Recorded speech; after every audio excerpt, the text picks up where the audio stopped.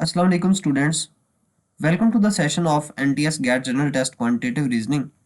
बच्चों, ये वाला कोर्स हमने जो स्टार्ट किया हुआ है क्वांटिटेटिव रीजनिंग का, ये बहुत ही इंपॉर्टेंट है आप लोगों के लिए।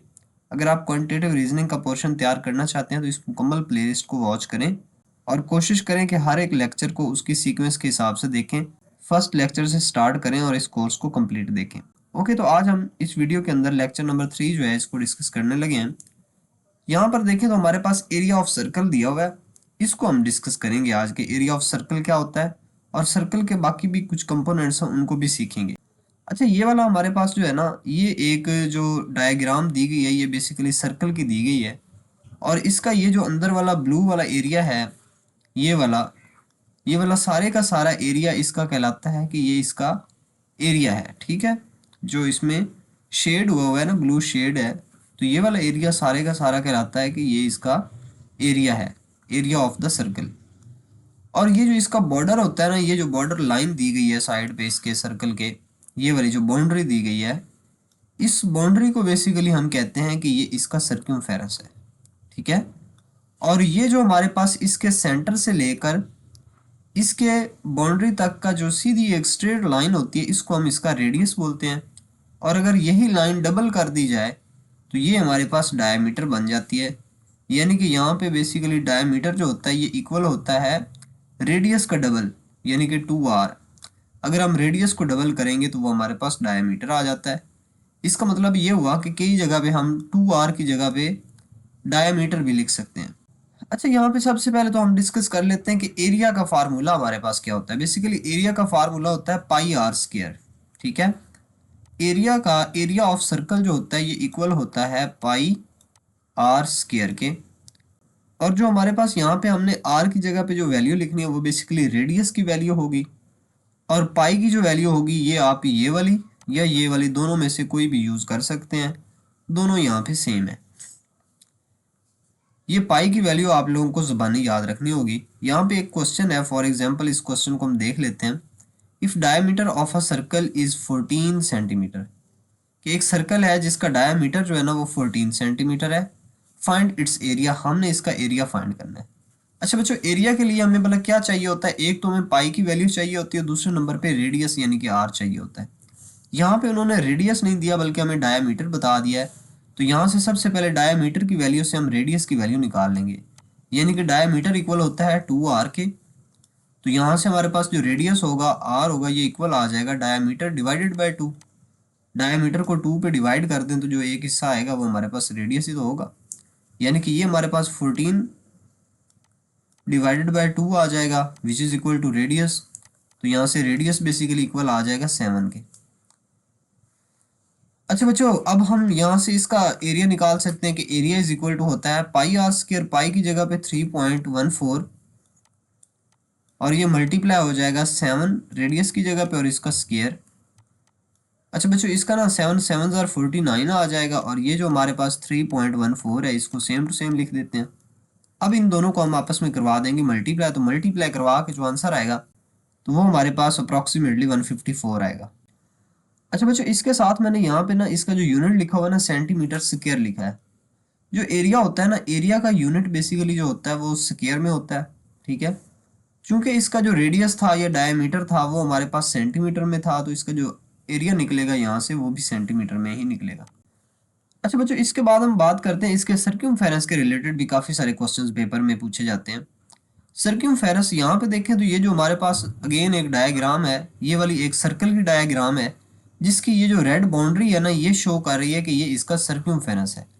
अगर हम इस बाउंड्री की लेंथ को कैलकुलेट कर लें, यानी कि फ़र्ज़ कर लो अगर मैं इस पॉइंट से इसको स्टार्ट करता हूँ और यहाँ से इसकी मैं मेजरमेंट करता हूँ, तो पैमाइश करते करते जब मैं इस पूरे सर्कल की यहाँ तक लेंथ फाइंड करूँगा इसकी बाउंड्री की, तो वो जो लेंथ होगी वो इसका सर्क्यूमफेरेंस कहलाएगी।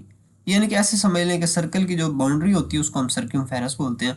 और इसको कैलकुलेट करने का एक आसान सा फार्मूला होता है 2πr, यानी कि सर्कम्फेरेंस ऑफ अ सर्कल जो होता है ये इक्वल होता है 2πr के। अच्छा, इसको भी फाइंड करने के लिए हमें r की वैल्यू चाहिए होती है और पाई की तो हमें ज़बानी याद होती है जो कि यहाँ पे गिवन भी है। ओके ओके, तो इसके रिलेटेड हम एक एग्जांपल जो है वो इसको सॉल्व कर लेते हैं। The radius of a circular path is 49 metre, एक आपके पास ना सर्कुलर पाथ है जिसका जो रेडियस है ना वो 49 है। ये सर्कुलर पाथ है, ये रेड वाला जो है ना ये हमारे पास एक सर्कुलर पाथ है, ठीक है। और इसका रेडियस जो है आर यानी कि ये हमारे पास गिवन है 49 मीटर, ठीक है। अच्छा, ये हमारे पास रेडियस गिवन है। वो कहता है what is the total length of the path. हमने वो इसकी लेंथ फाइंड करनी है कि उस पाथ की लेंथ कितनी है, यानी कि इसका दूसरे लफ्जों में ये कह सकते हैं कि हमने इसका सर्क्यूमफेरेंस फाइंड करना है। ओके, तो सर्क्यूमफेरेंस इज इक्वल टू होता है 2 पाई आर। टू को कुछ नहीं कहेंगे, पाई की जगह पे हम इसकी वैल्यू लिख सकते हैं 3.14, और रेडियस आर है जो कि 49 मीटर है। बच्चों हम इन तीनों को आपस में मल्टीप्लाई करवा देंगे। मल्टीप्लाई करवा के देख लेते हैं भाई। 49 मल्टीप्लाई बाय 3.14 और इसको अगेन मल्टीप्लाई हम करवा देंगे 2 से, तो ये हमारे पास आंसर आ जाएगा 307, और अप्रोक्सीमेटली हम इसको 308 लिख सकते हैं जो कि मीटर में आंसर होगा, ठीक है, 308 मीटर्स में। तो ये हमारे पास सर्कमफेरेंस का आंसर हो गया। आप ऑप्शन में देख सकते हैं कि अगर तो आपके पास पॉइंट्स में आंसर गिवन है तो 3.07 सॉरी 307 जो है उसका आंसर दे सकते हैं, पॉइंट आगे 7 होगा। और अगर आपके पास पॉइंट में ना दिया हो ऑप्शंस के मुताबिक आप उसको क्लिक कर सकते हैं। ओके बच्चों, यहाँ पे हमारे पास सर्कमफेरेंस ऑफ अ सर्कल के रिलेटेड एक और एग्जांपल है, इसको भी देख लेते हैं। थोड़ी सी चेंज है यहाँ पे। सबसे पहले तो आप देख लें कि एरिया ऑफ सर्कल का फार्मूला हमारे पास ये गिवन है, ठीक है। एरिया ऑफ सर्कल का फार्मूला हमने देख लिया और सर्कमफेरेंस का फार्मूला भी यहाँ पे गिवन है। इसको वैसे हम लिख सकते हैं कि ये हमारे पास होता है पाई आर स्क्वायर के इक्वल होता है एरिया ऑफ सर्कल, और सर्कमफेरेंस ऑफ सर्कल जो होता है ये 2 पाई आर होता है। इसको आपने अच्छे से याद रखना है, मिक्सअप नहीं करना। रेडियस आर के इक्वल होता है, इसको आर से शो करते हैं, और ये इक्वल होता है डायमीटर डिवाइडेड बाय 2। ये मैं आपको पहले ही बता चुका हूँ। पाई की वैल्यू आप इन दोनों में से कोई भी वैल्यू यूज कर सकते हैं। अब हम इस क्वेश्चन को सॉल्व करने की कोशिश करते हैं। बच्चों यहाँ पे कहा गया a man covers a circular track twice. कहता है कि एक मैन है जो कि सर्कुलर ट्रैक को 2 टाइम्स कवर कर रहा है, यानी कि एक बार उसको कवर करेगा फिर दूसरी बार भी 2 चक्कर लगा रहा है सर्कुलर पाथ में। कहते हैं if the diameter of the track is 70 metre. अब वो कहता है कि इसका डायमीटर जो है ना वो 70 मीटर है। डायमीटर का ये मतलब है कि उसका जो 2 आर है, यानी कि यहाँ से लेकर ये यहाँ तक, इसके सेंटर में से गुजरने वाली लाइन जो होती है ये डायमीटर कहलाती है। और ये डायमीटर वो कहता है कि ये इक्वल है 70 मीटर के। तो इसका जो रेडियस होगा ना, यहाँ से अगर रेडियस आप निकालना चाहें तो इस डायमीटर का हाफ करेंगे जो कि 35 मीटर आएगा, ठीक है। अच्छा बच्चों ऐसे है, अब वो हमें कहता है कि find the distance covered by him. आप वो वाला डिस्टेंस फाइंड करें जो उस बंदे ने कवर किया है। तो इसका मतलब है कि इसका अगर हम सर्कमफेरेंस फाइंड कर लें तो वो एक चक्कर हो जाएगा, और वही सर्कमफेरेंस का अगर हम डबल ले लेंगे तो दूसरा चक्कर भी हो जाएगा। यहाँ से हमने असल में कैलकुलेट करना है इसका सर्कमफेरेंस। सर्कमफेरेंस का फार्मूला होता है 2 पाई आर। इसको वैसे ऐसे भी लिखा जा सकता है पाई और 2 आर। ये मल्टीप्लाई हो रहे हैं तो आगे पीछे लिख सकते हैं। बच्चों पाई की जगह पे हम इसकी वैल्यू लिख लेते हैं जो कि 3.14 है, और इसके बाद हम 2 आर की जगह पे इसका डायमीटर भी लिख सकते हैं क्योंकि हमें क्वेश्चन में डायमीटर गिवन है। अगर डायमीटर गिवन है तो इसको हम यहाँ पे डायमीटर ही पुट करके देख लेते हैं। अच्छा, ये सर्कमफेरेंस के फार्मूले में तो आप डायमीटर पुट कर सकते हैं इस 2 आर की जगह पे। 2 आर की जगह पे हम 70 लिख सकते हैं। अगर अलग अलग भी लिखना चाहो तो लिख सकते हैं, यानी कि 2 अलग लिख लें और 70 ये आर की जगह पे इसका रेडियस लिख लें, तो भी कोई मसला नहीं है। अच्छा बहरहाल इन दोनों को जब हम मल्टीप्लाई करेंगे तो आपके पास अप्रॉक्सीमेटली 220 आंसर आ जाएगा। ओके बच्चों, इसके बाद हमारे पास है स्क्वायर। स्क्वायर का एरिया जो है इसको हम देखने लगे हैं। You must remember the formula. आप लोगों को ये वाला जो फार्मूला है ना ये याद रखना पड़ेगा कि स्क्वायर के एरिया का फार्मूला क्या होता है। एरिया इज इक्वल टू होता है लेंथ मल्टीप्लाई बाय लेंथ। ये वाली शेप होती है जिसकी चारों साइडें बराबर होती हैं। अगर आपको एक साइड का भी पता हो तो आप इसका आंसर निकाल सकते हैं एरिया का, क्योंकि दूसरी साइड भी उसी के इक्वल होती है, तीसरी भी उसी के इक्वल। इसका क्वेश्चन कैसे पूछा जाता है, if the length of one side of a square is 4 centimetre what is the area. तो उसका हम एरिया फाइंड करेंगे। अब एक साइड हमारे पास 4 है तो जो दूसरी साइड होगी वो भी बेसिकली 4 ही होगी। इसको मल्टीप्लाई करेंगे तो हमारे पास आंसर आ जाएगा 16। अब ये सेंटीमीटर में दिया हुआ था तो इसका जो यूनिट आएगा वो साथ में सेंटीमीटर का स्क्वायर आ जाएगा। इस तरीके से हमारे पास ये इसका क्वेश्चन होता है। अब हम स्क्वायर के पैरामीटर की बात कर लेते हैं। जैसे सर्कल का आपके पास सर्कमफेरेंस होता है, यानी कि उसकी जो बाउंड्री की लेंथ होती है वो सर्क्यूमफेरस कहलाती है। इसी तरीके से जो स्क्वायर होता है, इसकी जो साइड होती है या इसकी जो बाउंड्री होती है, उसकी जो लेंथ होती है वो पैरामीटर कहलाती है। तो इसकी टोटल 4 साइड्स होती हैं। तो हम अगर चारों साइडों को, उनकी लेंथ को ऐड कर लें, तो जो हमारे पास आंसर आता है वो बेसिकली उसका पैरामीटर आ जाएगा। यहाँ पे पैरामीटर का फार्मूला ये वाला लिखा हुआ है, L plus L plus L plus L.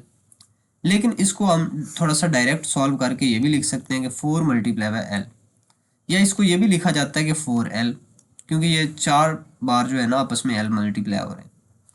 अच्छा, इसकी एक एग्जांपल देख लेते हैं। कहता है block A park is a square shape. कहता है कि ब्लॉक ए का जो पार्क है ना वो स्क्वायर शेप में है। The area of square is 400 metre square. कहता है कि उसका जो एरिया है ना, यानी कि उस स्क्वायर का जो एरिया है वो बेसिकली 400 मीटर स्क्वायर है। फाइंड द पैरामीटर, हमने पैरामीटर फाइंड करना है P। ठीक है, पैरामीटर का फार्मूला ये होता है कि पैरामीटर इज इक्वल टू होता है 4L के। इसका मतलब है कि यहाँ से हमें L की वैल्यू चाहिए, तभी हम इसका पैरामीटर फाइंड कर सकते हैं। लेकिन हमें तो इसका स्क्वायर जो है ना एरिया दिया हुआ है, तो एरिया से हम सबसे पहले तो निकाल लेंगे कि इसका L क्या आएगा। एरिया बेसिकली इक्वल था L मल्टीप्लाई बाय L के। तो यहाँ पे सबसे पहले ना हम साइड पे करके ना इसका एरिया जो है ना उससे हम इसकी लेंथ निकाल लेते हैं। बच्चों ये जो एरिया है ना, ये एरिया इक्वल होता है L मल्टीप्लाई बाय L के। तो यहाँ पे एरिया हमें गिवन है जो कि 400 मीटर है, मीटर स्क्वायर। और ये L को L से मल्टीप्लाई करूंगा तो L का स्क्वायर आ जाएगा, क्योंकि हमने L की वैल्यू फाइंड करनी है ना। दोनों साइडों पे स्क्वायर रूट ले लेते हैं, इधर भी और इधर भी। तो ये स्क्वायर और स्क्वायर रूट आपस में कैंसिल, तो ये L इज इक्वल टू आ जाएगा 20 के। इसका स्क्वायर रूट जब आप फाइंड करेंगे तो ये 20 आएगा। अच्छा, ये हमारे पास ना L यानी कि लेंथ निकल चुकी है। अब हम इसके ऊपर पैरामीटर का जो फार्मूला था वो लगा के पैरामीटर फाइंड कर सकते हैं। पैरामीटर इज इक्वल टू होता है 4L के। तो पैरामीटर इक्वल आ जाएगा 20 मल्टीप्लाई बाय 4। ठीक है, ये 4L है ना, तो L की जगह पे मैंने 20 लिखा और 4 वैसे का वैसे। तो ये पैरामीटर इज इक्वल टू आ जाएगा 80, और इसके साथ हम यूनिट जो यूज़ करेंगे वो मीटर का होगा। अच्छा, तो बच्चों इस तरीके से हम ये इसका जो पैरामीटर है वो फाइंड कर सकते हैं। बहरहाल इसकी और भी हम काफ़ी सारे एग्जांपल्स आगे करेंगे आने वाले लेक्चर्स में, तो उनको भी आपने लाजमी देखना है। अच्छा बच्चों, इसके बाद हमारे पास है ये रेक्टेंगल एरिया क्या होता है, यानी कि एरिया ऑफ अ रेक्टेंगल। इसकी रेक्टेंगल जो होता है ना, इसकी आमने सामने वाली साइड्स आपस में इक्वल होती हैं, यानी कि लेंथ जो होगी ये इक्वल होती है लेंथ के, और विड्थ इक्वल होगी इस विड्थ के। तो बहरहाल यहाँ पे देखिए एरिया इज इक्वल टू होता है, इसका जो एरिया होता है वो इक्वल होता है लेंथ मल्टीप्लाई बाय विड्थ के। इसकी यहाँ पे हमारे पास एक एग्जांपल है, इसको देख लेते हैं। If the length and width of a rectangle is 6 centimetre and 3 centimetre respectively. कहते हैं कि इसकी जो लेंथ है ना ये 6 सेंटीमीटर है, लेंथ इसकी हमारे पास 6 सेंटीमीटर है, और जो विड्थ है वो हमारे पास 3 सेंटीमीटर है। What is the area of that rectangle, हमने इसका एरिया बेसिकली फाइंड करना है। तो एरिया का फार्मूला में बताया गया है length multiply by width. Length हमारे पास 6 से मल्टीप्लाई कर देंगे विड्थ से, तो 6 3 आर 18, और ये सेंटीमीटर स्क्वायर साथ में यूनिट आ जाएगा, और ये हमारे पास एरिया आ चुका है। ओके। अच्छा, अगर आप इसके पैरामीटर की बात करना चाहें तो इसका पैरामीटर भी इसी तरीके से हम निकालेंगे जैसे हमने स्क्वायर का पैरामीटर निकाला था। लेकिन इसका जो पैरामीटर का फार्मूला होगा, ये पैरामीटर इज इक्वल टू होगा 2L प्लस 2W के, क्योंकि इसमें लेंथ और विड्थ की जो लेंथ होती है वो अलग अलग होती है। तो यहाँ पे हमारे पास ये 2 इसमें से कॉमन लेके L प्लस W किया जा सकता है, और यही हमारे पास इसके पैरामीटर का फार्मूला होगा। ठीक है। अच्छा, अब हम बात करते हैं एरिया रिलेटेड क्वेश्चंस। कुछ और भी होते हैं जो कि मार्बल टाइल्स के रिलेटेड आ जाते हैं, ये कुछ इस तरीके से और भी। बहरहाल हम आगे इसकी जब एग्जांपल्स करेंगे जो कि पास्ट पेपर से हम लेंगे तो उनको सॉल्व करेंगे तो आपको मज़ीद अंदाज़ा होगा। Marble size is 20 centimetre multiply by 30 centimetre. कि मार्बल का जो साइज़ है ना ये 20 मल्टीप्लाई बाय 30 सेंटीमीटर, यानी कि इसकी एक साइड जो है ना ये 20 है, ये मार्बल साइज टाइल हमारे पास पड़ी हुई है, और दूसरी साइड इसकी 30 है। तो इसका जो एरिया निकलेगा वो क्या होगा, 20 मल्टीप्लाई बाय 30 आएगा, यानी कि 20 मल्टीप्लाई बाय 30 करेंगे तो 600 आ जाएगा। अच्छा, ये हमारे पास सेंटीमीटर में गिवन है। ठीक है, ये हमारे पास एरिया है, यानी कि अगर हम एक टाइल कहीं पे लगाएंगे ये वाली, तो वो जो जितना एरिया कवर करेगी वो करेगी 600 सेंटीमीटर का। बच्चों इसका मतलब ये बनता है कि अगर हम एक टाइल कहीं पे ये वाली लगाएंगे, एक मार्बल लगाएंगे, तो वो कितना एरिया कवर करेगी, 600 सेंटीमीटर का कवर एरिया जो है वो कवर हो जाएगा। अब बच्चों इसको हम ज़रा सॉल्व यहाँ पे करते हैं। ये वाला हमारे पास क्वेश्चन है same to same. For this purpose make the units similar we converted M into centimetre. क्योंकि हमारे पास वो जो रूम है या वो जो हमारे पास जिस रूम में हम ये मार्बल्स लगाना चाह रहे हैं उसका जो एरिया गिवन है ना वो मीटर में है, और जो हमारे पास टाइल्स का एरिया है ना वो सेंटीमीटर के अंदर है। तो हम सबसे पहले इन दोनों का यूनिट सेम करेंगे। तो मीटर को आपने सेंटीमीटर में कन्वर्ट कर लेना है, क्योंकि अगर आप सेंटीमीटर को मीटर में कन्वर्ट करेंगे ना तो वो आपका आंसर आएगा पॉइंट्स में। फिर पॉइंट्स में आपको मल्टीप्लाई करना, डिवाइड करना, वो सारा कुछ मुश्किल हो जाएगा आपके लिए। ठीक है, तो हम ऐसे करते हैं, यानी कि बड़े यूनिट को हमने छोटे यूनिट में कन्वर्ट कर लिया यहाँ पे। ठीक है, मीटर जो होता है ना ये बड़ा यूनिट होता है, और बड़े यूनिट से जब छोटे यूनिट में आने लगे तो मल्टीप्लाई करते हैं। यानी कि अगर हमारे पास ये 3 मीटर है तो 1 मीटर में हमारे पास 100 सेंटीमीटर होते हैं, तो इसको हम मल्टीप्लाई करवा देंगे 100 से, तो ये हमारे पास 300 मीटर में आंसर आ जाएगा, और सॉरी सेंटीमीटर में आंसर आ जाएगा। तो ये हमारे पास 300 सेंटीमीटर के इक्वल होगा 3 मीटर। अब बच्चों इसका हम एरिया निकाल लेते हैं कि हमारे पास टोटल एरिया कितना बनता है उस रूम का। क्योंकि रूम की एक साइड की जो मेजरमेंट है ना वो 3 मीटर है, यानी कि 300 सेंटीमीटर है। तो अगर हम उसका एरिया निकालना चाहें तो 300 सेंटीमीटर मल्टीप्लाई करवा देंगे 300 सेंटीमीटर से, और इस तरीके से हमारे पास जो आंसर आ जाएगा वो 90,000 सेंटीमीटर आ जाएगा स्क्वायर में। अच्छा, अब हम क्या करेंगे, ये तो हमारे पास एरिया ऑफ रूम निकल आया। ठीक है, अब जो हम असल में चाहते हैं कि हम उसमें कितनी मार्बल्स लगाएं कि हमारा वो वाला सारा का सारा जो रूम है ना वो मार्बल्स से कवर हो जाए। तो बहरहाल हमने यहाँ पे एरिया ऑफ मार्बल भी निकाल लिया कि हमारे पास एक मार्बल जो है ना वो कितना एरिया कवर कर सकता है, तो वो आ गया 600 सेंटीमीटर स्क्वायर। अब बच्चों हमारे पास टोटल एरिया ये वाला है जिसको हमने कवर करना है, और अगर हम एक टाइल लगाते हैं, एक मार्बल लगाते हैं, तो वो इतना एरिया कवर करेगी। अगर हम इस टोटल को इस पे डिवाइड कर दें तो हमारे पास वो वाली टाइल्स निकल आएंगी जितनी हम यहाँ पे मार्बल्स लगाएंगे, और ये वाला सारे का सारा एरिया कवर हो जाएगा। तो ये हमारे पास जब हम इन दोनों को डिवाइड करेंगे, 90,000 डिवाइडेड बाय 600 करेंगे, तो हमारे पास 150 मार्बल्स जो हैं ये आ जाएंगे आंसर में। ठीक है, तो इस तरीके के क्वेश्चंस भी आपसे पूछे जाते हैं। अच्छा, इसके अलावा ये हमारे पास हैं क्लॉक एंगल्स के रिलेटेड फार्मूलाज हैं। What is the inner angle formed when the clock is at 5 PM। उसकी जो सुइयां हैं उनके दरमियान जो इनर एंगल है ना ये वाला इनर एंगल होता है, क्योंकि जो क्लॉक की सुइयां होती हैं वो इस डायरेक्शन में चल रही होती हैं, 1 2 3 4 अप टू सो ऑन। तो इसका जो इनर एंगल है ना ये हमने कैलकुलेट करना है कि यहाँ पे एंगल कितना बन रहा है। बच्चों इसमें ना आपने ये याद रखना है कि जो 1 आवर होता है ना इसमें 30 का एंगल होता है। यानी कि कैसे 30 का होता है कि अगर यहाँ से सुई 12 से चल के इस एक तक पहुंचती है तो उसका जो एंगल बनेगा ना, जितना उसने डिस्टेंस या एंगल जितना उसने कवर किया ना वो 30 डिग्री होगा। अगर वो 2 तक जाती है तो इसका जो एंगल होगा 12 से लेकर 2 तक का वो 30 + 30 यानी कि 60 हो जाएगा। अब ये कैसे होता है इसको थोड़ा सा देख लेते हैं ताकि आपको याद रहे। हमारे पास टोटल जो सर्कल होता है ना, टोटल एक चक्कर कंप्लीट वो होता है 360 डिग्री का। ठीक है, अब अगर हम इसको इसके टोटल हमने अंदर पॉइंट्स कितने बनाए हुए हैं, 12 पॉइंट्स बनाए हुए हैं, तो हम इसको 12 पे डिवाइड कर देंगे। 12 पे जब डिवाइड करेंगे तो इसका आंसर आ जाएगा 30। यानी कि एक जो पॉइंट है ना उसके अंदर जो एंगल बन रहा है ना वो हमारे पास 30 डिग्री बन रहा है। अब जो यहाँ पे ना ये बड़ा सिंपल हो गया है। इसका वैसे जो हमारे पास आंसर आएगा ना वो 150 डिग्री आएगा। भला देखते हैं भला कैसे। यहाँ पे देखें ये वाला हमारे पास एक, ये 2 3 4 और ये 5, यानी कि 5 तक वैसे भी हमने देखना था ना। 30 मल्टीप्लाई बाय 5 करवा देना तो हमारे पास आंसर आ जाएगा 15 और 0 साथ में, तो 150 डिग्री जो है ना ये हमारे पास एंगल बनेगा, जो कि हमारा ये आंसर है इस क्वेश्चन का। अब बच्चों यहाँ पे ना एक ये वाला क्वेश्चन है, इसको देख लें। अगर इस तरह का कुछ क्वेश्चन आ जाए, कहता है what is the inner angle formed when the clock is at 2:30।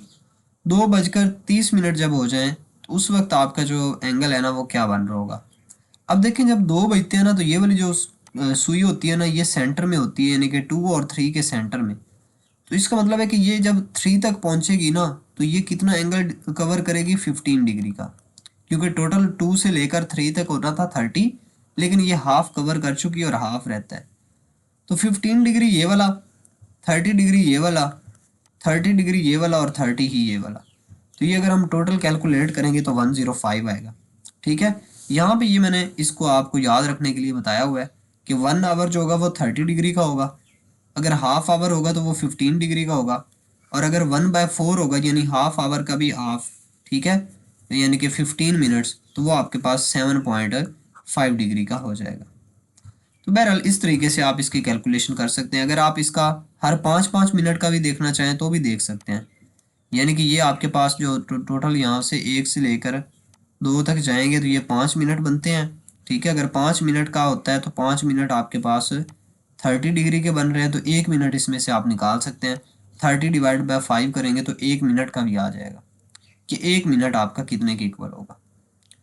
तो बहरहाल इस तरीके से आप इसको देख सकते हैं। हम जब इसकी एग्जांपल्स करेंगे तो आपको अच्छे से समझ आएगी। अब बच्चों आप लोगों ने करना क्या है कि यहाँ पे ना कुछ क्वेश्चंस होते हैं जो कि एज के रिलेटेड पूछे जाते हैं। आपके पेपर में ना एज के रिलेटेड भी क्वेश्चन आते हैं जो कि वेरी इंपॉर्टेंट होते हैं, और उसकी जो वीडियो का लिंक है वो मैं डिस्क्रिप्शन में डाल दूँ। अब लेक्चर ये ख़त्म हो चुका है तो आप उसको लाजमी वॉच करें। अगर वीडियो की समझ आ रही है तो चैनल को सब्सक्राइब कर लें, वीडियो को लाइक कर दें ताकि मज़ीद आने वाली वीडियोज़ भी आप तक पहुँच सकें। Thank you for watching. अल्लाह हाफिज़।